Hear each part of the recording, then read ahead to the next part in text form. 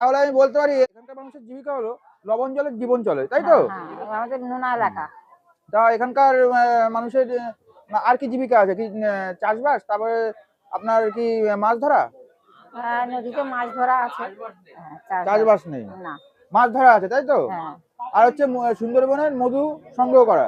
হ্যাঁ, না, আমরা যাই না, অনেকে যায়, আমরা এখান থেকে যায় অনেকে। হ্যাঁ অনেকে যায়, আমরা মধু কাটতে যাই না। তা তো অনেকে তো বাঘের কবলে তো হ্যাঁ পড়েছে। পড়ে গেছে, আমাদের আগে জঙ্গল করতো, একসাথে যারা জঙ্গল করতো তারা, তার বন্ধু পড়ে গেছে বলে আর জঙ্গলে যায় না, হ্যাঁ, ঘরে। হ্যাঁ। আর এখানে যখন ওয়েদার যখন খারাপ থাকে ওয়েদার, তখন কিরকম হচ্ছে জল ঢেউটা হয়? হ্যাঁ ঢেউ তখন ঝড় বাতাস উঠলে তখন ঢেউ জোরে হয়। আর সুন্দরবনে শুনেছি ঝড় হলে মারাত্মক আপনাদের অবস্থা খারাপ হয়ে যায়। হ্যাঁ বন্যা টন্যা কি হয় এইটা? হ্যাঁ, বন্যা হয় না বাবা, এই প্রচুর বছর বন্যা। জল টল কি চলে আসে? না, এ রাস্তার উপরে ওঠে না, মাঠ থেকে উঠে ঘরে